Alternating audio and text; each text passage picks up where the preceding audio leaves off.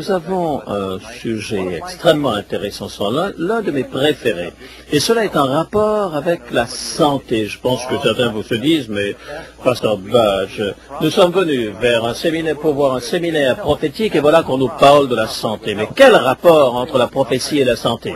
On va essayer de montrer le rapport. Il y a une leçon qui correspond à cela et cela s'intitule le plan gratuit de santé de Dieu.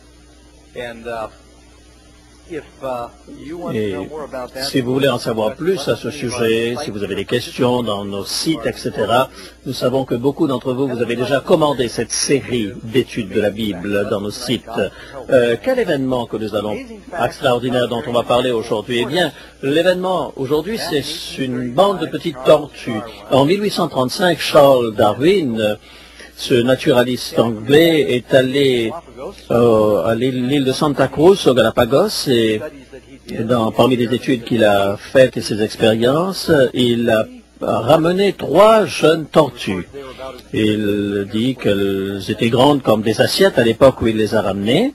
En 1835, il les a ramenées sur le Beagle jusqu'en Angleterre. Il les a appelées Tom, Dick et Harry. Ils ne se sont pas bien portés dans le climat sombre et froid de l'Angleterre humide.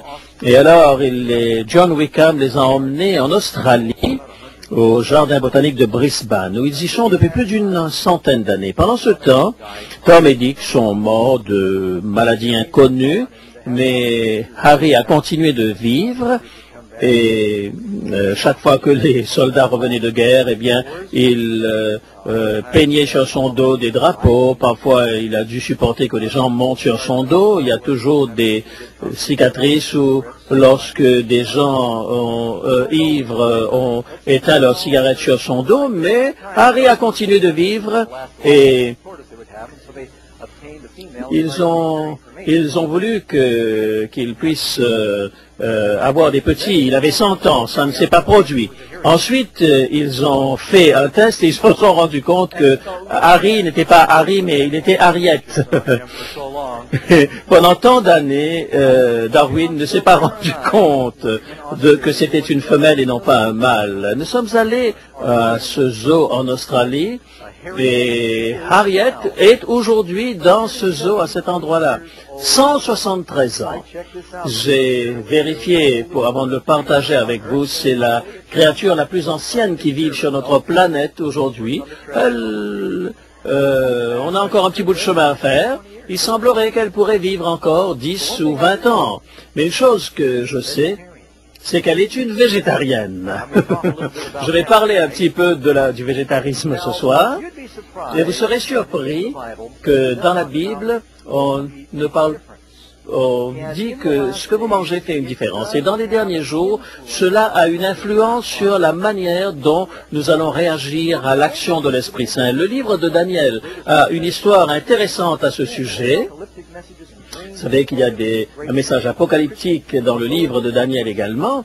Et comment commence ce livre? Il commence avec le peuple d'Israël qui est emmené par le roi Nebuchadnezzar vers Babylone, le grand empire. Et quand il les emmène, il va sélectionner un certain nombre de jeunes gens capables et ayant le potentiel de le servir dans le palais. Il les voyait brillants et intelligents, et il a dit, nous allons leur donner à manger dans la cafétéria de Babylone, et ensuite on les utilisera pour leur connaissance dans nos différentes universités. Et il y avait un problème pourtant, ces 3 jeunes gens, Daniel, Anania et Michaël et Azaria, que l'on sait également comme Belshazzar, Shadrach, Meshach et Abednego, leur nom babylonien. Ils savaient qu'il y avait des choses dans le menu babylonien qu'ils ne pouvaient pas manger. Ils ont refusé de manger le repas que le roi leur avait proposé, et ça pouvait être considéré comme une insulte. Mais ils ont dit au chef des eunuques qu'on ne peut pas manger cela, et c'est quelque chose qui ne se mange pas, et nous savons que nous ne pouvons pas le faire, et ils ont refusé. Vous pouvez lire dans Daniel chapitre 1, verset 8, la Bible dit... je vais changer d'appareil. Celui-ci fonctionne. Daniel résolut de ne pas se souiller par les mets que le roi et le vin dont le roi buvait, et Il ne voulait pas manger le repas babylonien, ni boire la boisson babylonienne. Pourtant, c'était la meilleure qu'il y avait dans le royaume aux yeux des Babyloniens. Vous savez, parfois, ce qui est considéré comme la nourriture des riches est la pire dans le monde. Lorsque j'étais le plus pauvre, c'est là que j'ai mangé le mieux. Lorsque je vivais avec mon père dans une grande maison, on mangeait des escargots, on mangeait des cuisses de grenouille, on mangeait toutes sortes de trucs qui rampent, etc. Et une ou deux fois, on a mangé du serpent. Pas souvent, juste une ou deux fois. Vous savez à quoi ça ressemble comme goût? Ça ressemble à du serpent pourri. Je ne vais pas manger le repas babylonien. Et qu'est-ce que représente la nourriture? Ta parole est une nourriture pour moi, dit la parole de Dieu. Et il dit, fais un test avec nous, Daniel 1, verset 12, éprouve tes serviteurs pendant 10 jours et qu'on nous donne des légumes à manger et de l'eau à boire. Et au bout des 10 jours, ils avaient, seulement au bout de 10 jours, de ce simple menu, ils avaient meilleur visage et plus d'embonpoint que tous les jeunes gens qui mangeaient les mets du roi, de tous ceux donc qui étaient dans cette université babylonienne. Vous allez peut-être vous demander, mais c'était des captifs qui avaient traversé le désert. Ils étaient probablement émaciés par la traversée du désert. Lorsque vous mangez, lorsque vous avez un bon régime, si vous aviez trop de poids, vous perdez de poids. Si vous n'aviez pas assez de poids, vous retrouvez du poids. Et sur tous les objets qui réclamaient de la sagesse et de l'intelligence et sur lesquels le roi les interrogeait, il les trouvait 10 fois meilleurs à tous les magiciens et astrologues qui étaient dans tout son royaume. Daniel 1, versets 20 à 21. Daniel, Anania, Michaël et Azaria étaient 10 fois plus sages que les meilleurs. Vous savez, ils étaient encore jeunes, ils avaient entre 18 et 20 ans à ce moment-là. Est-ce qu'il y aurait une relation entre ce que vous mangez et ce que vous êtes et entre votre style de vie et votre durée de vie? Et ainsi fut Daniel jusqu'à la première année du roi Cyrus. Et pourquoi est-ce que le livre de la prophétie commence en parlant d'une histoire de nourriture qui était considérée comme étant des nourritures impures et que Dieu leur donne une meilleure santé? Il y a une raison à cela que le livre commence de cette manière-là. Est-ce que cela ne signifie pas que prophétiquement, ce que nous mangeons a de l'importance? Le péché est dans le monde aujourd'hui parce que quelqu'un a mangé quelque chose qu'on ne devait pas manger. Et ce que je veux mettre en évidence, c'est que je crois que la majorité des chrétiens pensent que si vous êtes spirituel, eh bien, que vous mettiez n'importe quoi dans votre bouche, ça n'a aucune importance. Ça, c'est un mensonge de Satan. C'est la doctrine de la négligence. Alors, si vous servez Dieu avec votre esprit, c'est important ce que vous mangez, comment vous traitez votre corps, ça n'a pas d'importance. C'est un mensonge. Dieu, on ne peut se moquer de Dieu. Ce que vous allez semer, vous allez le récolter également. Et beaucoup de prédicateurs oublient de dire la relation qu'il y a entre les choix que nous faisons sur la santé et notre perception spirituelle.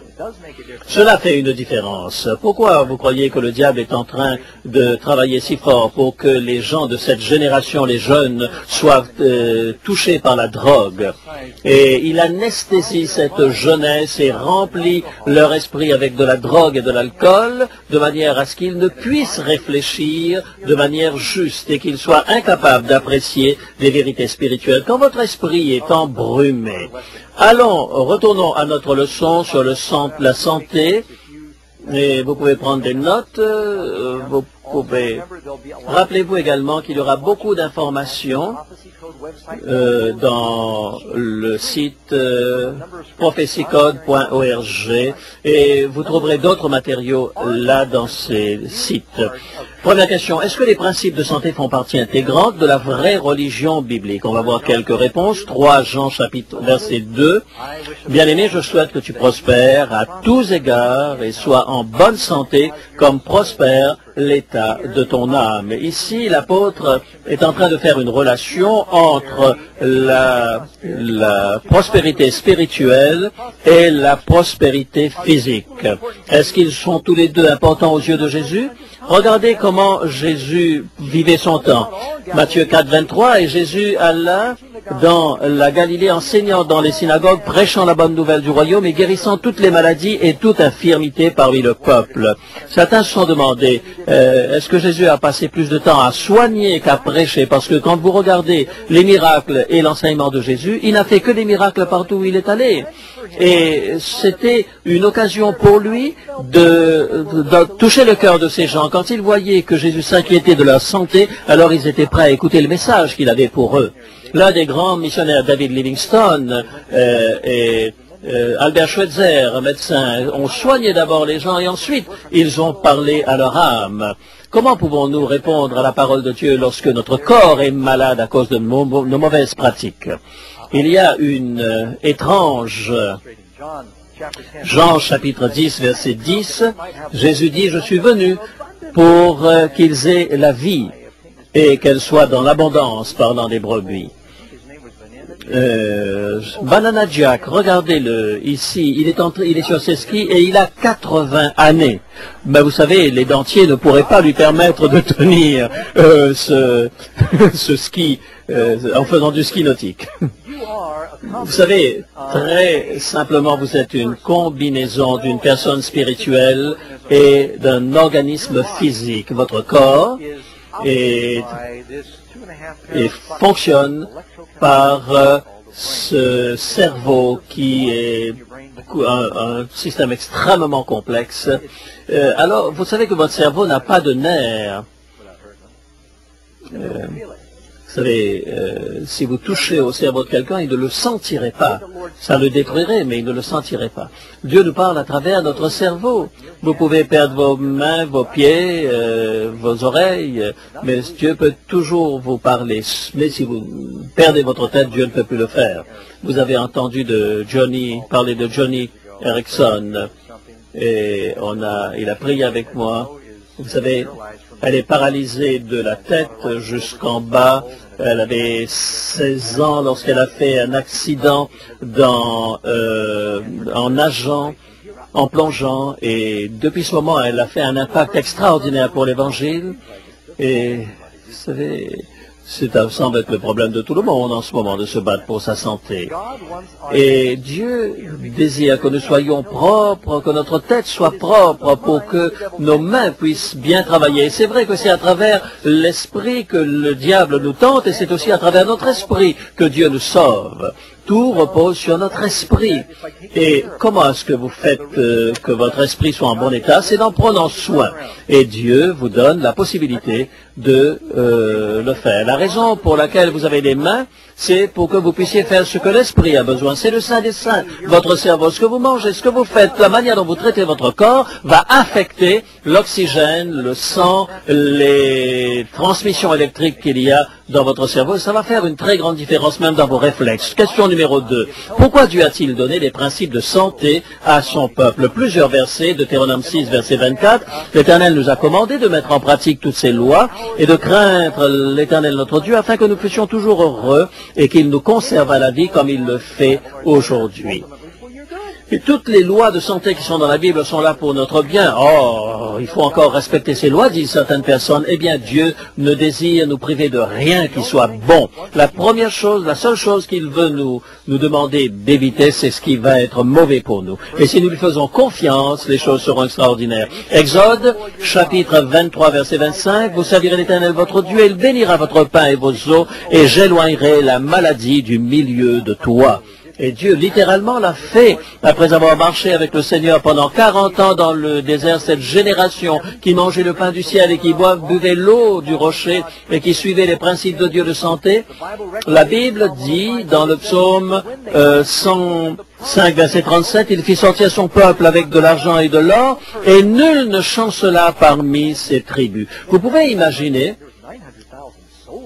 900 000 soldats à un certain moment, et peut-être il y a eu 3 millions le temps qu'ils arrivent dans la terre promise, et vous pensez que les hôpitaux étaient vides avec 3 millions d'habitants, personne de malade? Dieu désire que nous ayons la vie abondante. Vous croyez que Jésus voudrait que nous soyons en bonne santé? Sinon, pourquoi est-ce qu'il aurait passé autant de temps à soigner les gens? Question numéro 3. Est-ce que les principes de santé divins ont à voir avec le manger et le boire? La réponse, en Corinthiens chapitre 10, verset 31, soit donc que vous mangiez, soit que vous buviez, soit que vous fassiez quelque autre chose, faites tout pour la gloire de Dieu. Pourquoi est-ce que Paul va conseiller cela si ce n'était pas possible de manger et boire à la gloire de Dieu? Vous savez, c'est possible également de ne pas manger et ne pas boire à la gloire de Dieu, n'est-ce pas? Et certaines personnes ne sont pas en train de manger et boire à la gloire de Dieu. Isaïe chapitre 55, verset 2, pourquoi posez-vous de l'argent pour ce qui ne va? Pourquoi travaillez-vous? Écoutez-moi donc et vous mangerez ce qui est bon et votre âme se délectera de mets succulents. Et même ces jours-ci, ce que nous mangeons n'est pas toujours de la nourriture, aucune valeur nutritionnelle. Mangez ce qui est bon. Pourquoi est-ce que Dieu nous commande de faire cela, si ce n'est que le reste est mauvais? Question numéro 4. Quelle est l'alimentation parfaite que Dieu avait prévue pour les humains lors de la création? En fait, Genèse chapitre 1, verset 29, il est dit, au début, quel était le régime que Dieu avait prévu pour l'homme et la femme? La Bible dit, voici je vous donne toute herbe verte, portant de la semence, qui est à la surface de toute terre, et tout arbre ayant en lui du fruit d'arbre et portant la semence, ce sera votre nourriture. En anglais, meat signifie nourriture et non pas viande dans ce contexte. Les fruits, les grains et les noix. Dieu a fabriqué notre corps dans cet objectif-là. Et le corps d'Adam et d'Ève sortait tout juste de la boîte toute neuve. Et lorsque vous achetez une voiture, les ingénieurs savent comment fonctionne la voiture que vous achetez toute neuve et savent également que si vous voulez qu'elle vive longtemps, cette voiture, il vous faut un certain temps pour cela. Qu'est-ce qui a prévu le corps humain? Vous avez un menu ici, et si vous suivez ces principes, vous allez non seulement avoir une meilleure santé, mais vous allez également une vie beaucoup plus longue, n'est-ce pas? Et après le péché, l'homme ne pouvait plus manger de l'arbre de la vie. À quoi est-ce que cela avait importance au début? Vous ne pouvez manger de ceci, vous pouvez manger au moment où vous avez péché, vous ne pouvez plus manger de cela. Vous ne pensez pas que Dieu attache de l'importance à ce que nous mangeons? Bien sûr, il le fait. Et ensuite, il va ajouter des légumes à leur alimentation. Maintenant, peut-être que l'arbre de la vie leur manquait et que c'était nécessaire qu'ils puissent avoir des légumes pour manger également. Mais Dieu va ajouter les légumes à leur alimentation un peu plus tard. Et vous mangerez également de l'herbe de sang. Vous savez quelle est la différence qu'il y a entre les légumes et les fruits? La pomme, est-ce que c'est un fruit ou un légume? Les spaghettis. Non, je suis en train de vous taquiner. Les fruits. La tomate. C'est un fruit. Ça, c'est très bon, ça. Le zucchini. C'est un fruit. Ce n'est pas un légume. Le truc, tout ce qui est le fruit, qui sort d'une fleur, c'est le fruit. Sinon, la feuille, la racine, la branche, tout cela, ça c'est un légume. Ainsi, lorsque vous donnez vos enfants vous dit, je ne veux pas manger de zucchini, alors dites-lui, pas de problème, c'est pas un légume, c'est un fruit. Heureusement que mon fils n'est pas là. C'est intéressant, vous avez entendu parler de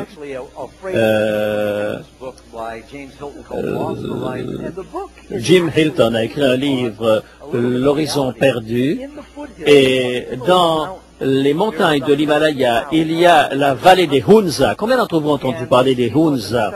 Et ces personnes ont étudié pendant des années parce qu'elles ont une des plus grandes longévités sur la Terre. Et ils vivent là où l'air est très pur et l'eau qui vient de ces glaciers de 25 000 pieds d'altitude, ils ont beaucoup d'exercices et d'air frais et ils marchent énormément parce que leur pays est extrêmement escarpé. Ils mangent des fruits, des légumes tout le long de l'année et il n'y a pratiquement personne qui porte des verres dans leur communauté et pratiquement tous ont 20 sur 20 de vision à l'âge de 80 ans. Pas de diabète, pas de goutte, pas de maladie de cœur, pas d'ulcère. Vous Alors, je crois qu'on va faire un petit voyage là-bas, n'est-ce pas? Ils sont en train de suivre simplement les remèdes naturels parce que lorsque les Hunza jeunes viennent aux États-Unis et adoptent le style de vie américain, ils ont les mêmes maladies que nous connaissons ici. Et notre société sophistiquée, ce sont les médecins qui font fonctionner le plus notre économie. Quels sont les items qui sont spécifiquement dit par Dieu comme étant impurs et interdits à la consommation? Maintenant, soyons clairs, Dieu ne dit pas vous ne pouvez pas manger de viande. C'est pas juste de dire cela. Et il avait veillé à ce que l'on puisse manger une certaine forme de viande. Jésus dit à cause de la dureté de votre cœur, ce qu'il a dû faire prévoir le divorce, mais dans le plan de Dieu, le divorce n'était pas prévu. Mais peut-être aussi, vous croyez que dans le ciel, nous allons chasser les poussins et que nous allons courir derrière des nuggets d'Adam?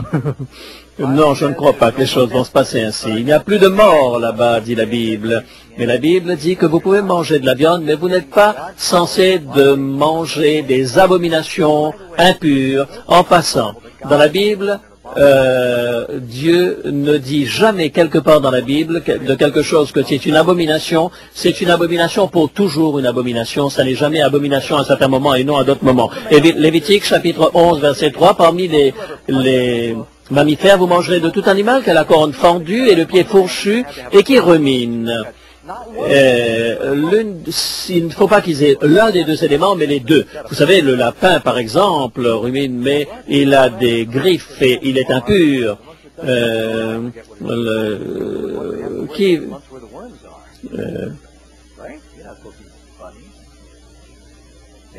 Vous n'êtes pas censé manger les petits bunnies. Vous savez, par exemple, le porc a le pied fourchu, mais il ne rumine pas, vous savez. Alors, il y a des gens qui mangent un petit peu n'importe quoi, des rats, des chats ou n'importe quoi. Vous n'avez pas, je suppose, des steaks de chameau dans votre réfrigérateur. Jésus parle de ceux qui vont passer leur lait pour éviter qu'il y ait une petite mouche qui tombe dedans. Mais le cochon, c'est quand même un gros problème. Hein. Le porc, le cochon en Amérique du Nord.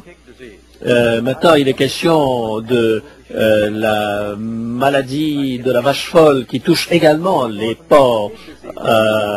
Ça commence à venir en Amérique du Nord maintenant. En Amérique du Nord, nous mangeons énormément de porc. Il y a beaucoup de pays qui n'y touchent pas, les juifs, les chrétiens qui sont fidèles à la Bible, et les hindous, et les musulmans ne vont pas toucher au porc. Il y a une raison importante à cela. Lorsque vous avez un problème de santé, que vous avez des problèmes de cœur, on va vous dire n'utilisez pas les viandes dans lesquelles il y a beaucoup de nitrates, de sel et de graisse.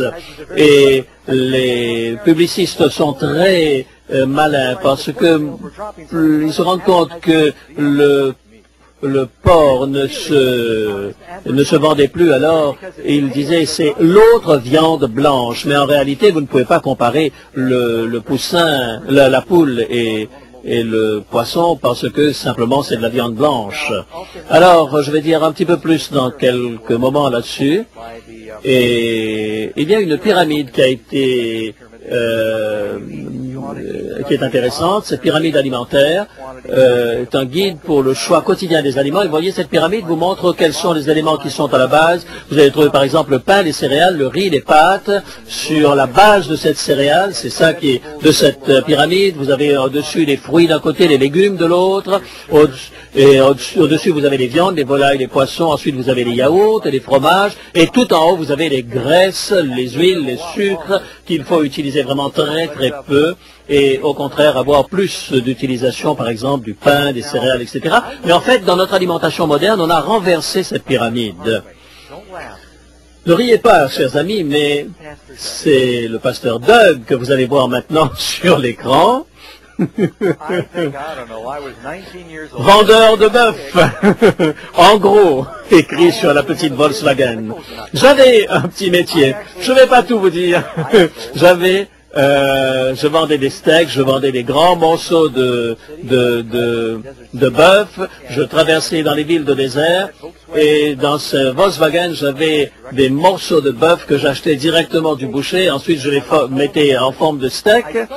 Et j'ai commencé à faire cela dans les montagnes.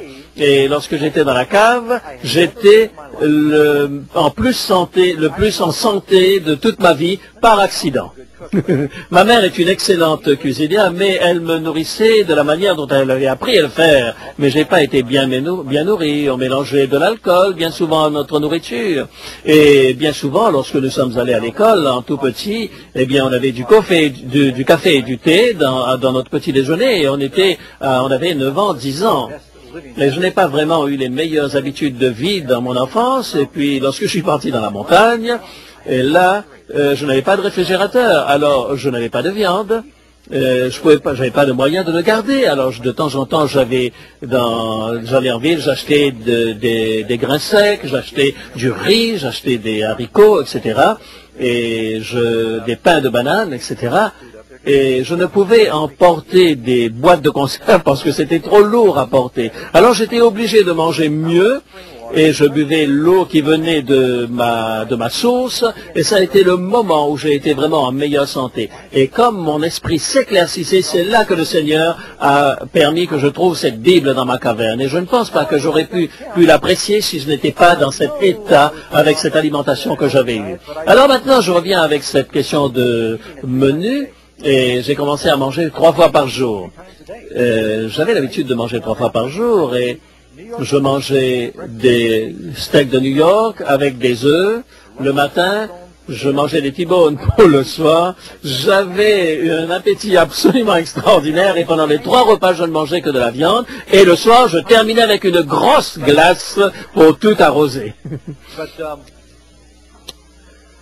Mais il y a un mot scientifique pour cela.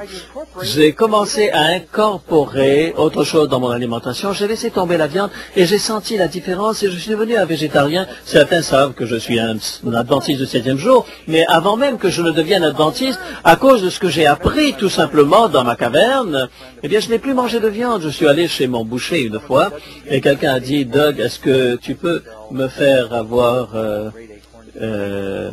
du bœuf en boîte? Doug, tu ne connais rien?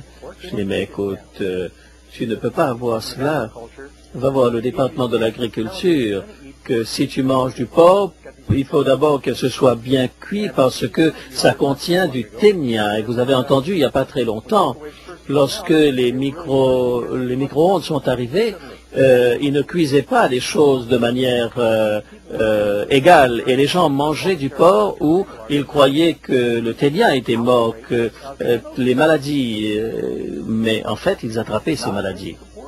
Pas seulement le porc, le bœuf aussi, avec le E. coli, c'est un danger actuellement pour notre santé. Et vous savez que maintenant, on commence à parler de la maladie de la vache folle en Amérique du Nord. Vous savez, Pasteur Doug, me direz-vous, Dieu a conçu notre corps pour que nous mangions de la viande. Regardez nos canines et regardez la longueur de nos intestins.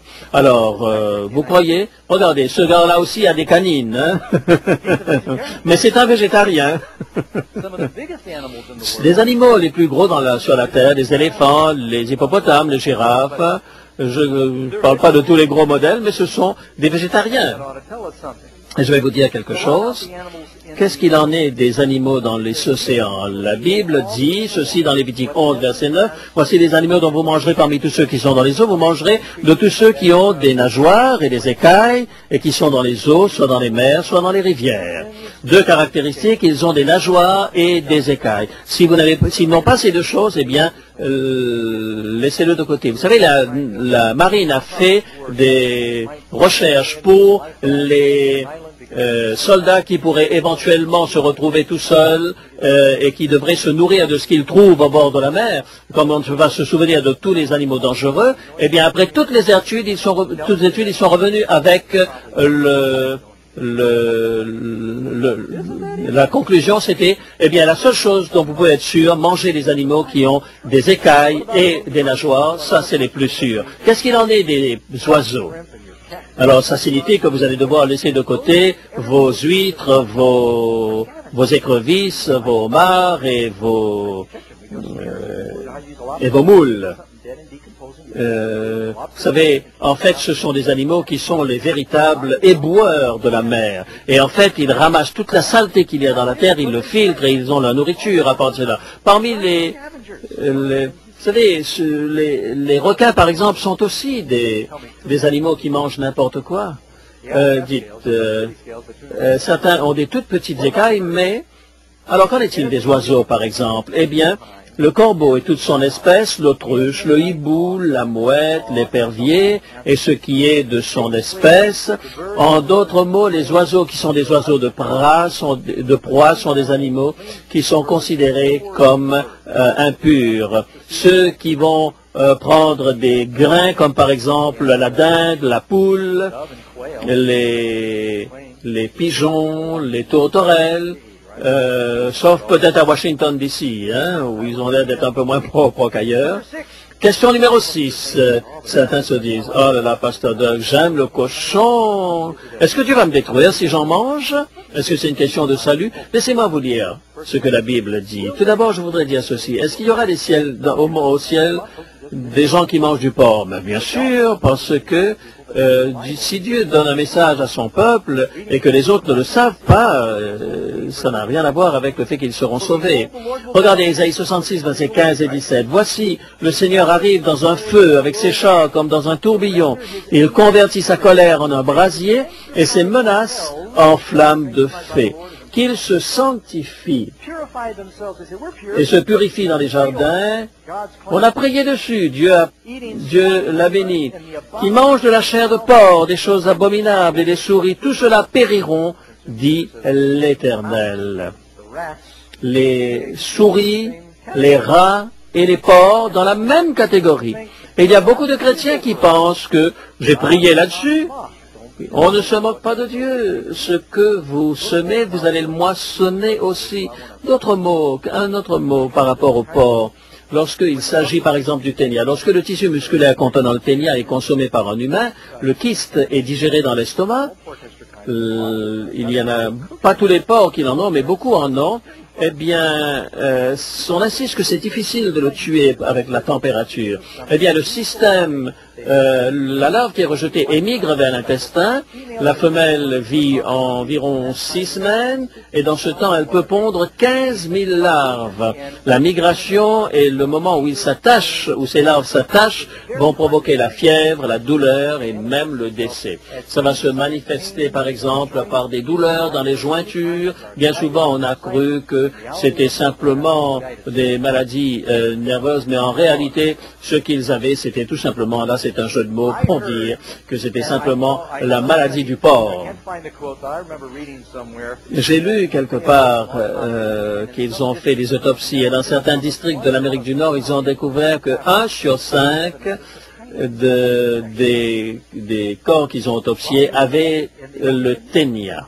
Et beaucoup de gens ne le savent pas et ils se demandent, bien souvent quand ils prennent des médicaments, ils ne savent même pas pourquoi ils les prennent. Et ça, c'est un bon moyen d'emmener à la maison son repas. Il y a quelque chose d'un peu étrange là-dedans. On mange parfois des serpents. On mange des petits chiens également. Ah, mes amis, vous savez, les cochons et les porcs sont dans la même catégorie dans la Bible, n'est-ce pas? Ne donnez pas ce qui est saint aux porcs, aux chiens. Eh bien, vous savez, ils sont toujours mentionnés ensemble dans la Bible. Le porc et le chien, ce sont des animaux qui sont des éboueurs naturels, parce qu'ils mangent tout ce qui reste, les ordures. dans ce journal, voici quelques années, un nutritionniste a déclaré que le bacon n'était plus de la viande techniquement. Il n'appartenait plus à aucun groupe alimentaire. Il n'était qu'un amas cancérigène chargé de nitrates et de sel. Si les gens savaient ce qui se passe, c'est vraiment abominable lorsque nous mangeons cela. Alors certains vont me dire, 1 Timothée chapitre 4, verset 4, est-ce qu'il n'est pas dit que toute créature du Seigneur est bonne et rien ne doit être refusé si c'est pris avec action de grâce? Alors, vous pouvez manger le singe, vous pouvez manger les crocodiles, vous mangez toutes les créatures. Est-ce que c'est ça que Paul dit? Non, c'est une mauvaise application de l'Écriture, parce que si vous croyez cela, vous pouvez prier, Dieu va le bénir, alors priez, sanctifiez, et vous allez ainsi... il y a des gens qui croient qu'ils ont cette force, cette puissance de se moquer de Dieu. Dieu dit c'est mauvais, mais nous disons, moi je vais prier là-dessus. Combien d'entre vous accepteraient cette logique de vos enfants? Ils vont choisir leur propre repas, ils vont prendre n'importe quoi, ils mettent dans leur assiette, ils mettent n'importe quoi dedans, ils rajoutent de la graisse, ils rajoutent du sucre, ils rajoutent du miel, ils rajoutent encore de la glace dessus, ils disent, ils disent, non, ne te fais pas de soucis, maman, je vais demander à Dieu de le bénir. Combien de vous, d'entre vous, accepteriez que vos enfants fassent cela? C'est ridicule, nous le savons, que c'est mauvais de manger de cette manière avec une quantité énorme de sucre. Mais vous utilisez cet argument lorsque vous aimez ces choses-là? Ça s'appelle de l'hypocrisie, mes amis. Lorsque Dieu dit que c'est mauvais, que c'est une abomination, il faut croire ce que Dieu dit, n'est-ce pas? Question numéro 7. Cette loi des animaux purs et impurs, est-ce que ça ne nous vient pas du Sinaï? N'est-ce pas une loi pour les Juifs uniquement qui a été abolie à la croix? Qu'est-ce que les dit de Noé? Qui sont ceux qui ont Noé comme ancêtre? Si vous n'avez pas Noé comme arrière-grand-père, eh bien, les singes, effectivement, ont des petits. Dieu va dire à Noé, tu vas prendre 7 paires d'animaux purs et une paire d'animaux impurs. Noé ne savait pas de quoi Dieu parlait parce que le judaïsme ne va arriver que des milliers d'années plus tard. Votre corps est le temple du Saint-Esprit. Il pouvait offrir des chèvres, il pouvait offrir des moutons ou un bœuf, mais il ne pouvait jamais offrir en sacrifice un porc. Ce serait une insulte lorsque les Romains voulaient insulter les Juifs, eh bien ils amenaient un porc dans le temple et ils l'offraient en sacrifice. Nous ne devrions pas mettre des sacrifices impurs dans ce temple saint qu'est notre corps. Non seulement c'est une insulte envers le manufacturier qui nous a donné un mode d'emploi, et en plus de ça, notre estomac n'est pas différent de celui d'un juif. Regardez ce qui s'est passé en ce qui concerne l'espérance de vie. Eh bien, Seth, Métuséla, Noé, avant le déluge, eh bien, il y avait une multitude de nourriture végétale. Ils mangeaient moins de viande, et Dieu a permis qu'on mange de la viande lorsqu'ils sont sortis du déluge, et qu'il n'y avait plus de végétaux sur la terre. Eh bien, regardez l'âge de 7, 912, 969 Métuséla. Certains peuvent dire, alors, mais en ce qui concerne l'apôtre Pierre et sa vision dans Actes chapitre 10, Dieu donne une vision d'une nappe qui descend, et avec toutes sortes d'animaux impurs là-dedans. Et voici ce que dit l'apôtre Pierre. Et cela se trouve après que Jésus soit monté au ciel. Pierre va dire, jamais Seigneur, je n'ai rien mangé d'impur. Il n'avait pas, après la mort de Jésus, reçu une information pour lui dire qu'il pouvait en manger. 3 fois cela vient, et 3 fois, Pierre va dire, non, tu m'as commandé de ne pas le faire, pourquoi est-ce que maintenant tu me demandes de manger ces animaux impurs? Ensuite, la nappe va remonter. Pierre n'aura rien mangé de ce qu'il y avait dans cette nappe. Et voici que des gentils viennent et disent, prêche l'évangile à moi. Pierre comprend à ce moment la vision. Actes chapitre 10 et le verset 28. Dieu m'a appris à ne regarder aucun homme comme souillé et impur. Pas par rapport aux animaux. Il n'a pas dit, Dieu ne m'a pas dit de regarder le cochon impur comme impur. Il est dit de ne pas regarder un homme. Ça n'a rien à voir avec l'alimentation, de ce qu'il a mangé ce jour-là. C'est une très mauvaise application d'un verset lorsque l'on utilise cette vision de Pierre. C'est Pierre lui-même qui donne la signification de la vision en disant que c'est les hommes que nous ne devons pas considérer comme impurs. Dieu dit, tu ne mangeras point, dans Genèse chapitre 2, verset 17. Quelle est la première tentation que le diable a apportée à Jésus? N'était-ce pas? Transforme ces pierres en pain. Première tentation était sur l'alimentation. Et c'est un exemple pour vous et pour moi que si nous n'arrivons pas à mettre une bride à notre mouche, eh bien, nous ne serons pas capables de pouvoir maîtriser ce qui sort de nous. Si nous ne pouvons pas maîtriser notre nourriture, nous ne serons pas capables de maîtriser notre tempérament et notre langue également. Les gens disent en général que la première chose qui a été mangée était une pomme. Non, non, ce n'était pas une pomme. Non, non. Il y avait un arbre à chocolat dans le ciel. Je suis à peu près sûr que c'était un arbre à chocolat. Question numéro 8. Est-ce que la Bible interdit l'utilisation de boissons alcoolisées? Bien sûr. Proverbe chapitre 20, verset 1. Le vin est moqueur, les boissons fortes sont tumultueuses. Quiconque en fait excès n'est pas sage. Je voudrais clarifier quelque chose ici pour vous. Le mot vin dans la Bible est utilisé pour parler non seulement du vin fermenté, mais aussi du vin nouveau. Ésaïe 65, il est question du vin nouveau. Lorsque Jésus parle de vin nouveau dans le Nouveau Testament, eh bien, ce n'est pas encore fermenté lorsque ça vient tout juste de sortir de la presse, du pressoir. Ainsi, tout fruit ou jus était appelé vin dans la Bible. C'est le mot classique que l'on employait dans notre culture. Lorsqu'on dit est-ce que vous voulez du vin, eh bien nous appelons ça du jus de raisin aujourd'hui, mais eux n'avaient pas cette distinction. Ils parlaient du vin. Et vous savez, ils avaient, lorsque Jésus va transformer l'eau en vin, ce n'était pas du vin alcoolisé, c'était du jus de raisin frais pour ce mariage. Vous croyez que Jésus voulait intoxiquer tous ces gens-là? Ce n'est pas ainsi que nous fonctionnons. C'est aussi un symbole de son sang. Le pain devait être sans levain, le vin ne devait pas être fermenté, parce que Jésus, dans l'évangile de Matthieu, je n'en boirai pas de nouveau, jusqu'à ce que j'en boive du nouveau avec vous dans le royaume de mon Père. L'évangile est considéré comme du vin nouveau, son sang n'est pas quelque chose qui peut être considéré comme quelque chose de fermenté ou de corrompu. Rien d'impur ne peut être comparé à Jésus. J'ai entendu dire que 40% de personnes qui boivent finissent par devenir des alcooliques. Et si vous avez un chien, si vous aviez un chien qui mord une personne sur 7 qui vient chez vous, est-ce que vous le garderiez? Eh bien, il y a une personne sur 7 qui finit par devenir un alcoolique.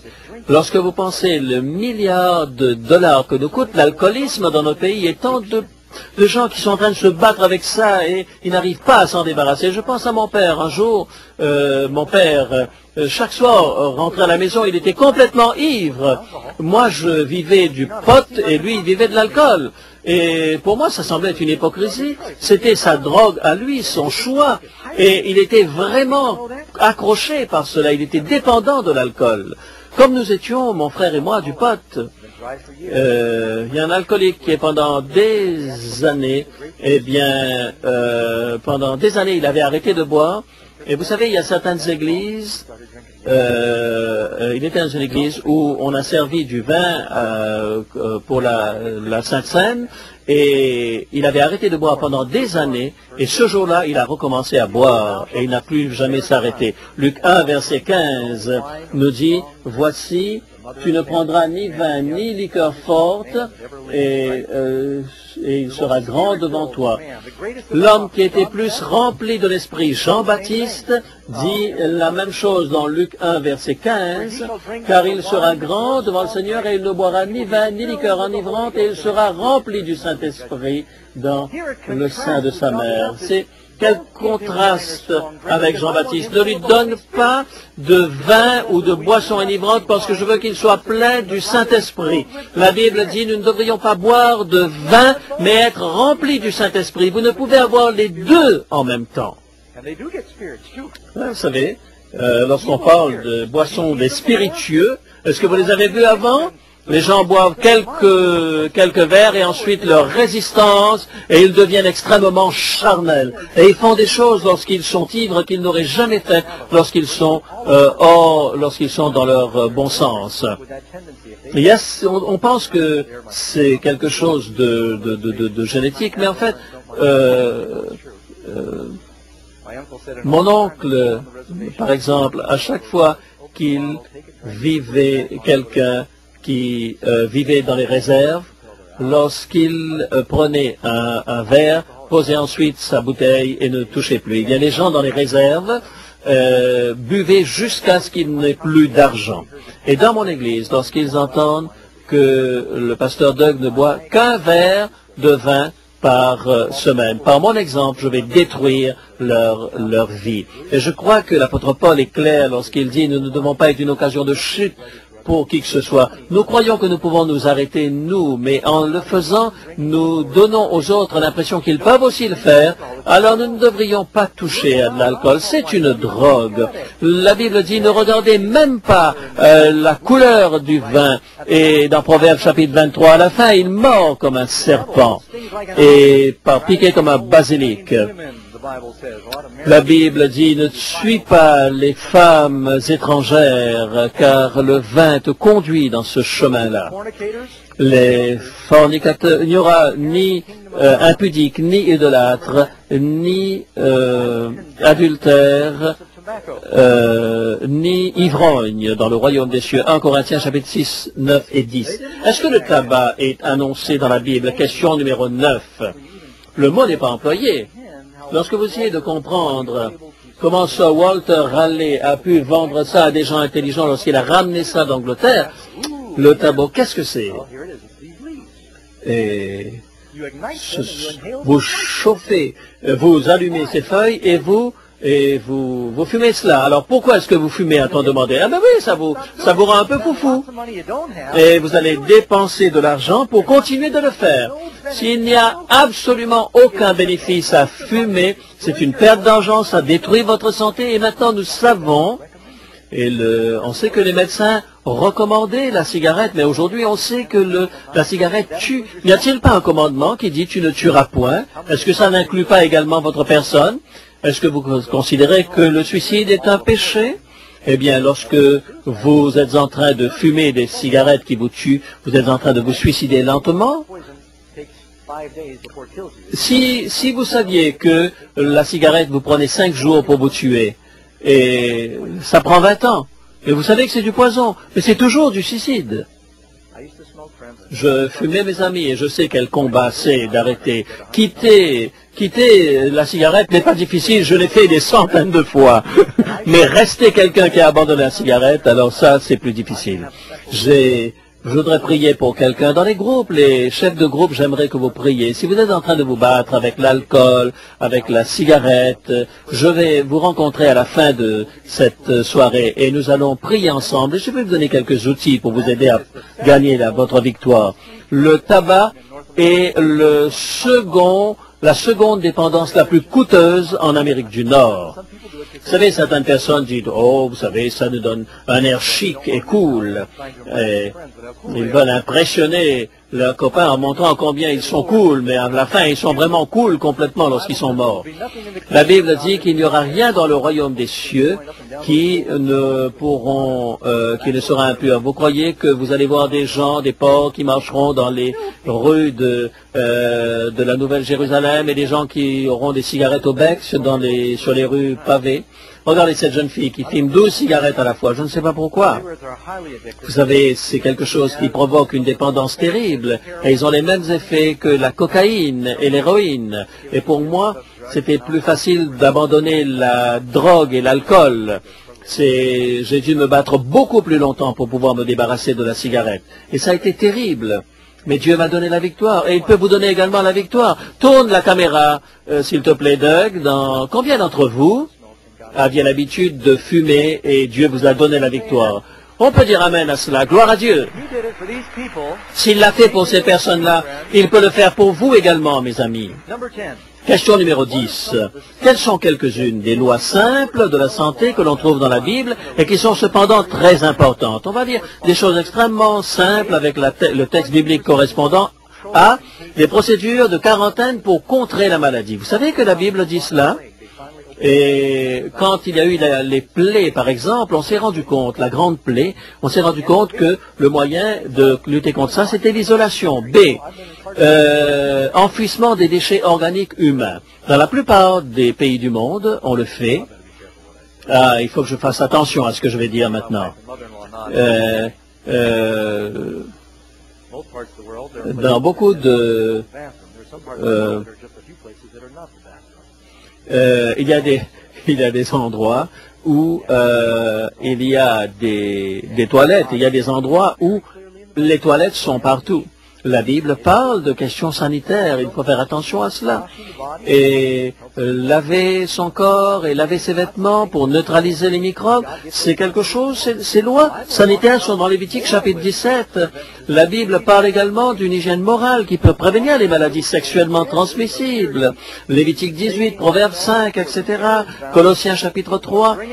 Lorsque nous allons dans n'importe quelle relation, nous attrapons des maladies lorsque nous ne faisons pas attention à cela. Les graisses animales, la Bible nous dit, ne devraient jamais être mangées. Et la plupart des maladies viennent de la graisse des animaux en particulier.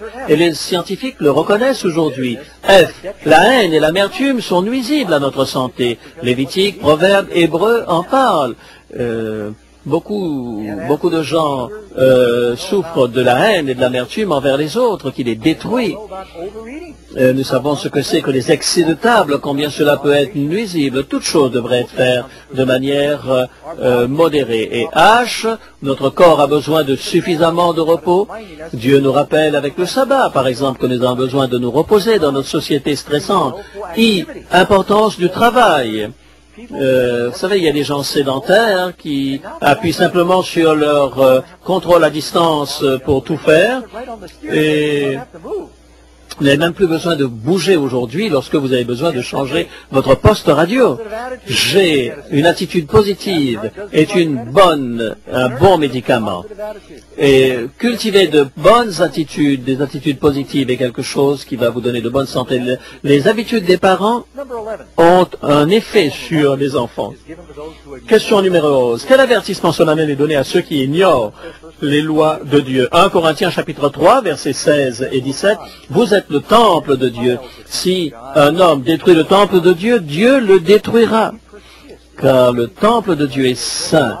Si nous persistons de traiter notre corps comme si que c'est un élément physique dont on peut s'amuser avec, que l'on peut faire n'importe quoi avec, et avoir des comportements qui ne sont pas approuvés par Dieu, eh bien Dieu dit qu'il condamne cela. Celui qui détruit son corps, le temple de Dieu, bien Dieu va le détruire également. Dieu s'inquiète de vous. 1 Corinthiens 16, verset 19-20, ne savez pas que votre corps est le temple du Saint-Esprit qui est en vous, que vous avez reçu de Dieu?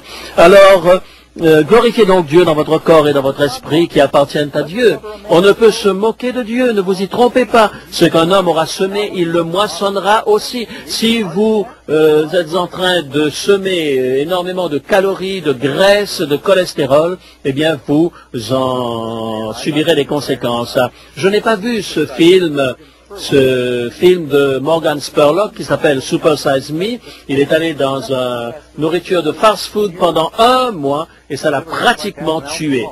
Et à la fin, il ressemblait à un alcoolique. Il a gagné 30 livres pratiquement dans ce mois. Il a eu toutes sortes de problèmes de sang. Et on lui a demandé d'arrêter cette expérience avant qu'il se tue. Tout ce qu'il faisait, il ne faisait que manger des nourritures qu'on appelle le fast food. Le National Geographic d'août 2004 dit ceci. Une nation suralimentée. Pour les Américains qui blâment les gros ventres et les métabolismes lents, c'est terminé. Un rapport cette année a confirmé ce que nous ne voulions pas accepter, c'est que nous sommes gras parce que nous mangeons beaucoup. beaucoup plus que nous n'avions l'habitude de manger. Et la plupart des croissances viennent des hydrates de carbone. Les femmes adultes mangent 335 calories en plus par jour qu'elles ne mangeaient en 1971. Les hommes, 168 calories de plus que les femmes qu'en 1971. Et c'est en train de nous tuer. Et la manière de manger, le fast-food et de la vie sédentaire, eh bien, je voudrais avant vous parler aussi de quelque chose d'autre, de la caféine par exemple. C'est la drogue la plus populaire aujourd'hui. Il y a des gens qui ne boivent pas d'eau s'il n'y a pas un soda, un coca, un thé ou un café. Ils vont boire toujours ces boissons qui créent des dépendances. Vous ne pouvez avoir une dépendance pour des choses qui sont bonnes pour votre santé. Et vous commencez à trembler, et vous dites, mais qu'est-ce qui va pas? Je sais pas, j'arrive plus à attraper. Un homme qui se lève au milieu de la nuit. Où est-ce que tu vas? Je vais à la boutique. Et qu'est-ce que tu fais? Ah, il faut que j'aille chercher quelques cigarettes. Vous ne pouvez, ça ne vous arrive jamais de dire au milieu de la nuit en tremblant à votre femme, je vais partir à la boutique parce qu'il faut que j'aille chercher un petit peu d'avoine, de flocons d'avoine. Question numéro 12 dit, quelle vérité stupéfiante et inquiétante concerne nos enfants et nos petits-enfants dans le domaine de la santé? Et Deutéronome 5, verset 9, nous dit que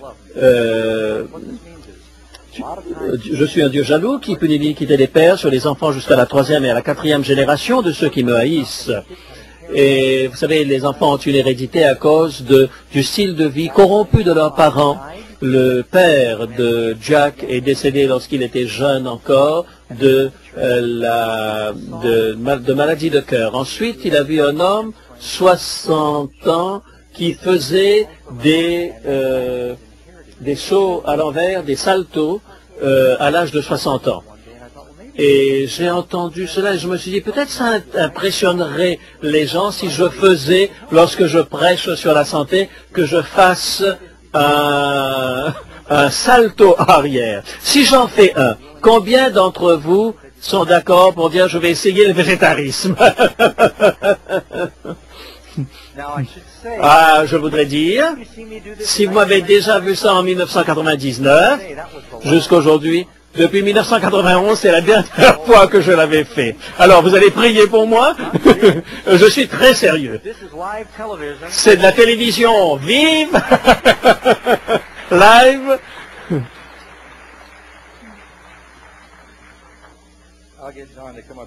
Alors, je vais demander à John de venir m'aider un petit peu ici, là.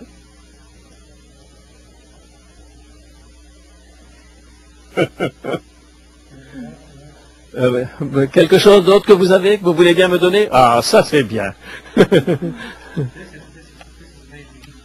C'est merveilleux. Il est juif et il m'a donné son portefeuille.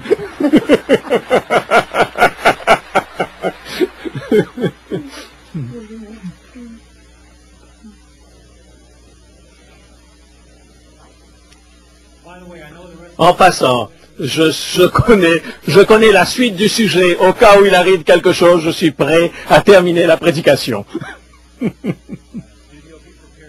Studio B, si je ne me relève pas, vous faites chanter John le chant final. Je suis un grand-père, j'ai 3 petits-enfants, il y en a un 4e. Alors, c'est pour ça que j'utilise l'autre. OK.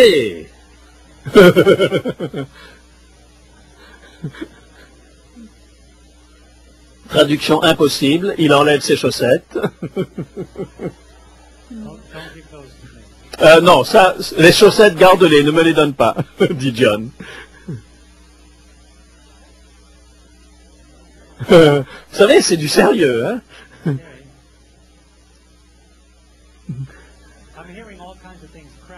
Ah, j'entends toutes sortes de choses qui craquent depuis là où je suis. Je me demande ce que sera le résultat.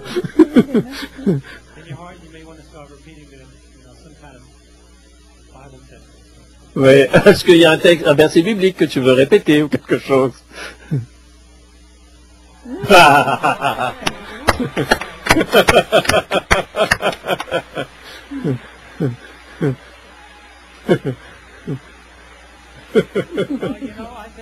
Vous savez, je pense... Amen.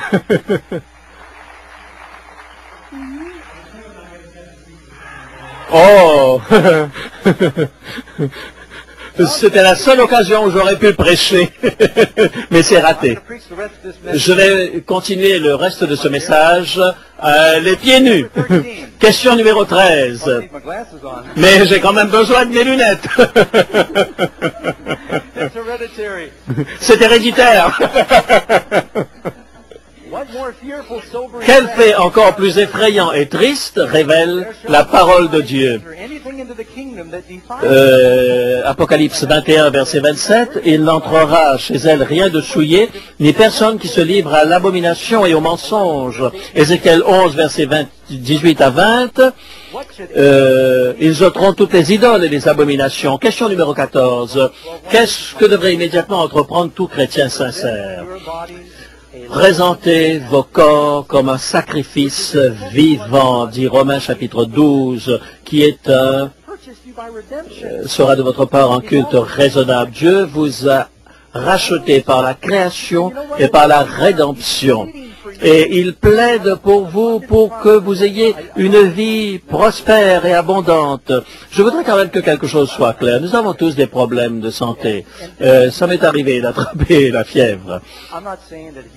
Je ne suis pas en train de dire que vous ne serez jamais malade, mais vous serez tellement en meilleure santé. Même les gens, les Hunza finissent par mourir.